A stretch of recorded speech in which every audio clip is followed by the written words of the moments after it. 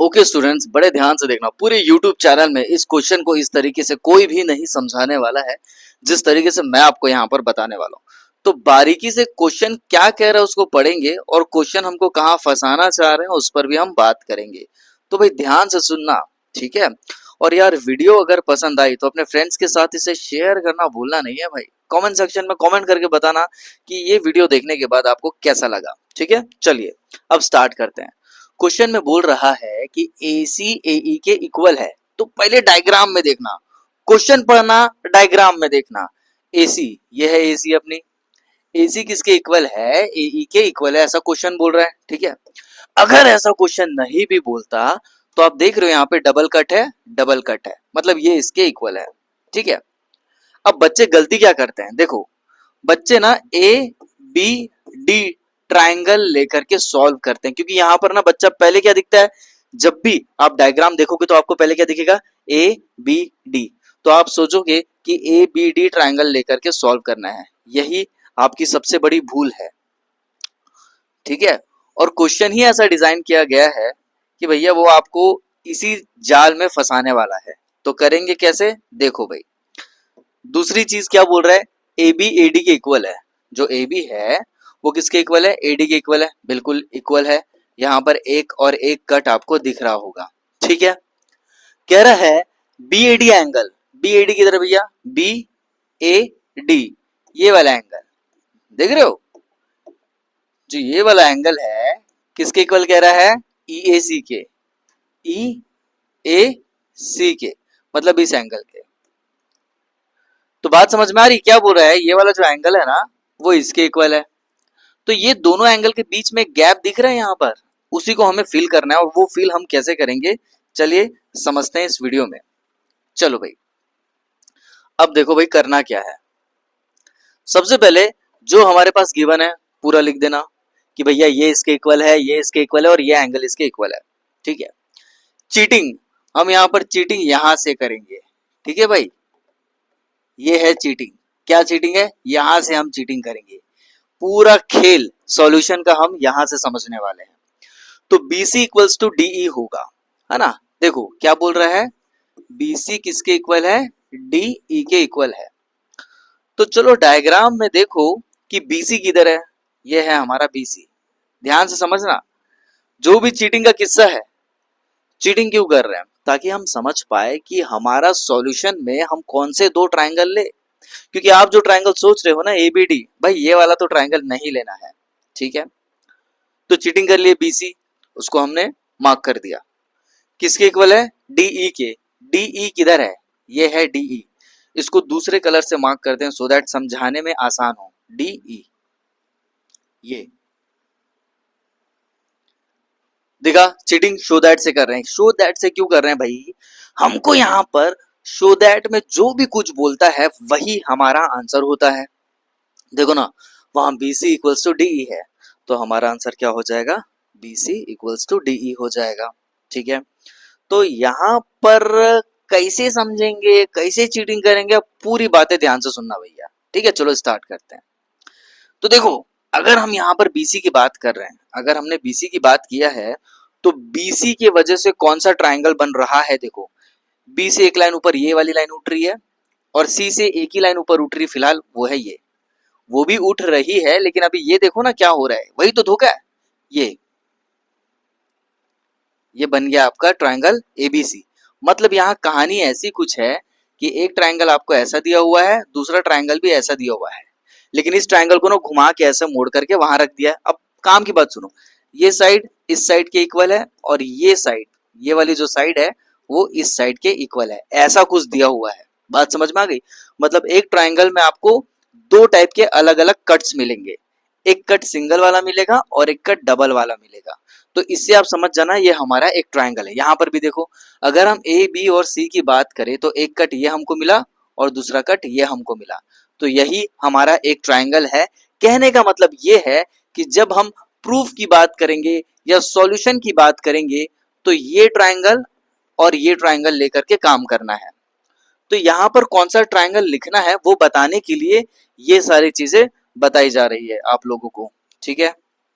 क्या ये बात समझ में आ गई, ठीक है, ठीक है। अब देखो दूसरा ये कह रहा है भाई कि यहाँ पर देख रहे हैं हम डी दिया हुआ है, तो डी से एक ट्रायंगल की लाइन ये जा रही है और ई से एक साइड ये आ रही है। ठीक है, हमको ऐसी ही दो लाइन चूज करना है जहां पर हमको ये एक कट देखने को मिले और दूसरा ये कट देखने को मिले। देख लो यहाँ दो कट है और यहाँ पर एक सिंगल कट है। दिखा दिखा, तो यही दो ट्रायंगल हमें लेकर के सॉल्व करना है, इसका कोई लेना देना नहीं है। ठीक है, ये आपको कंफ्यूज करने के लिए दिया हुआ है। क्या ये बात समझ में आ गई? क्या दो ट्रायंगल आपको अच्छे से दिख रहे हैं? ठीक है, चलो अब आगे देखो करना क्या है। तो सर यहां से तो हमें पता चल गया कि कौन से दो ट्रायंगल लेकर के काम करना है, ये कहानी हो गई यहाँ पर इसकी खत्म। ठीक है भाई, अब आगे देखो। गिवन दैट में जो जो चीजें बोला है इक्वल साइड और ये एंगल वो तो लिख दिए, और यहाँ पर चीटिंग करने की एक और चीज बताए, आप ही देखो ना यार, दो साइड दिया हुआ है भाई, एसी एक साइड की एंगल है, एसी एक साइड है, देख लो भैया एसी एक साइड है। और यहाँ देखो ये एक साइड हो गया, ये दूसरा साइड हो गया और ये एक एंगल हो गया। तो क्वेश्चन में ही हमको पता चल रहा है कि कौन सा कॉन्ग्रुएंस रूल लगने वाला है। साइड एक एंगल ये हो गया और ये तीसरा साइड। SAS कॉन्ग्रुएंस रूल से हम इसको प्रूव करने वाले हैं। ये बात भी समझ में आ गई। चलो अब देखते हैं काम की बातें। और यहां पर हमें प्रूफ क्या करना है, जो भी क्वेश्चन में शो दैट बोलेगा उसी को हमको प्रूफ करना रहता है। तो यहां पर हमने लिख दिया BC इक्वल्स टू DE, जैसा कि क्वेश्चन में दिया हुआ है। प्रूफ में हमारे पास कौन से दो ट्राइंगल है वो हमें पता करना है, और वो हमने पता कर लिया। नहीं तो आप लोग क्या करते हैं पता है, BAD एंगल देख लिए, EAC एंगल देख लिए, और वही एंगल को आप ट्राइंगल भी मान लेते हो कि भैया ये एंगल दिया तो यही ट्राइंगल लेकर के सॉल्व करेंगे। नहीं, यहां हमें नहीं फंसना है। शो दैट से हमें पता चलेगा कि कौन से दो ट्राइंगल लेकर के हमें काम करना है, और आगे की कहानी कैसी होगी वो भी हम आपको बताएंगे। देखो भाई, इतना डिटेल में इसलिए बता रहे हैं क्योंकि बच्चों ने मुझसे कमेंट करके ये कहा है कि ये क्वेश्चन उनसे बिल्कुल बन नहीं रहा है। ठीक है, और उनको समझ में भी नहीं आ रहा है, इसलिए इसको डिटेल में हम आपको पढ़ा रहे हैं। ठीक है, तो कौन सा दो ट्राइंगल ले रहे हैं पता चल गया। अब कहानी यहां से शुरू होगी। देखो भाई, हम क्या कर रहे हैं, पहले हम लिखेंगे angle BAD equals to angle EAC। ये दोनों ले लिया। BAD का मतलब क्या होगा, BAD बोले तो ये वाला एंगल। समझ में आई बात? और उसके बाद लिखा है EAC। EAC मतलब देखो EAC मतलब ये एंगल। तो ये जो दो एंगल के बीच में आपको एक गैप नजर आ रहा होगा, वो गैप ये है, ये गैप नजर आ रहा है। ठीक है, तो क्या करेंगे, हम ये एंगल प्लस ये ले लेंगे जो गैप में है, और ये एंगल प्लस ये जो गैप वाला एंगल है ना उसको भी हम ले लेंगे। गैप वाला जो एंगल है उसका नाम क्या है, उसका नाम है DAC। यहां देखो DAC दिखा, DAC दिखा आपको। ठीक है, अब देखो कैसे करेंगे। हमने क्या किया, ये क्वेश्चन में दिया हुआ था, इसको हमने लिख दिया। अब इसको लिखने के बाद हम क्या करेंगे, now by adding angle DAC on both sides we get. Sir ऐसा क्यों करेंगे, देखते जाओ। जो गैप वाला है ना बेटा, ये गैप वाला एंगल, ये गैप वाला एंगल, इस एंगल को इधर भी ऐड कर देना, और यही गैप वाले एंगल को इधर भी ऐड कर देना। जब भी गैप दिखेगा तो दोनों तरफ उस गैप को ऐड कर देना है। क्या ये बात समझ में आ गई? ठीक है, अब देखो आगे क्या होगा। इससे ये होगा कि BAD में हमारा जो गैप वाला एंगल था DAC उसको ऐड कर दिए। यहां पर भी EAC में जो गैप वाला एंगल था एंगल DAC उसको ऐड कर दिए। तो क्या ये बात समझ आई? सर इससे हमें मिलेगा क्या, देखो इससे हमें मिलेगा क्या, जब BAD में DAC ऐड होगा, है ना, यहाँ क्या लिखा है BAD मतलब ये एंगल में जब DAC मतलब ये वाला एंगल ऐड होगा होगा तो क्या मिलेगा, तब हमें मिलेगा एंगल BAC। देख लो BA और ये C मिला, मिला BAC मिला। ठीक है ना, क्योंकि हम यही ट्राइंगल ले रहे थे। यहाँ देखो हम ABC ट्राइंगल ले रहे थे, तो ऑब्वियस सी बात है हमको ये पूरा एंगल चाहिए ना भाई, ये पूरा एंगल चाहिए, इसलिए हमने उस गैप वाले एंगल को ऐड कर दिया। क्या ये बात समझ में आ गई? ठीक है, अब देखो EAC और DAC को ऐड करने से क्या मिलेगा? EAC मतलब यह एंगल, और यहां पर देखो हमने क्या ऐड किया? DAC, तो एंगल DAC मतलब ये एंगल। तो ये पूरा एंगल मिलेगा ना भाई जब दोनों को ऐड कर देंगे। तो भाई ये वाला पार्ट और ये वाला पार्ट, इन दोनों को कर दिया ऐड, तो ऑब्वियसली हमें ये पूरा पार्ट मिलेगा। और जब ये पूरा पार्ट मिलेगा तो इसका नाम क्या हो जाएगा? Angle DAE। देख लो, एंगल DAE मिला, एंगल DAE। ठीक है, पूरी बातें ध्यान से समझते जाओ। वीडियो के एंड में एक बार क्विक रिवाइज भी करवा देंगे, जिसके बाद आपको इसमें दिक्कतें बिल्कुल नहीं आएगी। अब देखो, ठीक है सर, ये तो समझ में आ गया भैया। अब इसके बाद क्या होगा, इसको हम नाम दे देंगे इक्वेशन नंबर 1, क्योंकि एक एंगल हमारे पास आ चुका है। ठीक है, अब देखो AC और AE है ना, AC और AE में दो दो, दो कट दिख रहा है। चलो पूरा ये साफ कर देते हैं। अब ध्यान से देख, AC दो कट है और AE दो कट है, मतलब ये साइड इसके इक्वल हो जाएगी।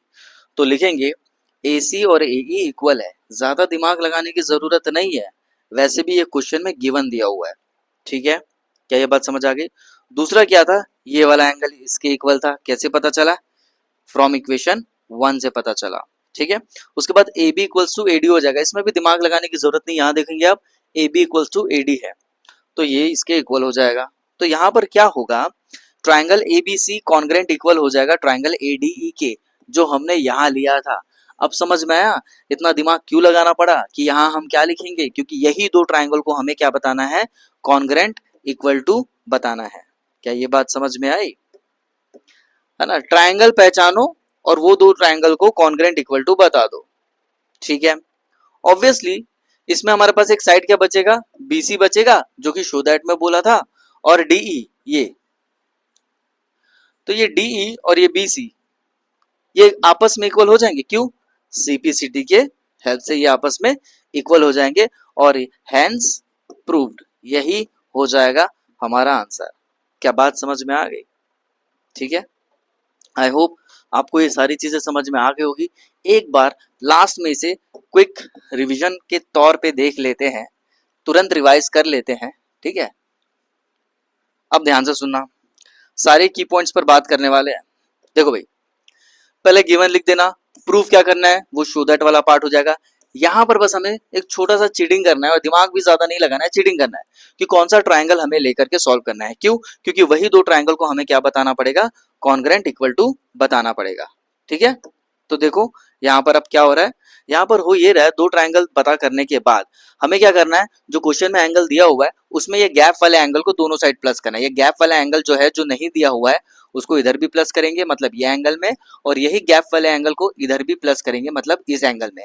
ऐसा करने से हमें क्या मिल जाएगा? इक्वेशन 1 मिल जाएगी। और ये चीज तो क्वेश्चन में पहले से ही गिवन है, तो इन तीनों की वजह से हमारा ये कॉन्ग्रेंट लग जाएगा, और ये कॉन्ग्रेंट इक्वल टू क्यों होगा? बाय SAS कॉन्ग्रेंसी रूल से होगा। लास्ट वाला जो पार्ट बचा BC इक्वल टू DE, वो आपका CPCT से इक्वल हो जाएगा। आई होप आपको ये चीजें समझ में आ गई होगी। अपने फ्रेंड्स के साथ इसे शेयर करना भूलना नहीं है। मिलते हैं अगले वीडियो में, टिल देन बाय।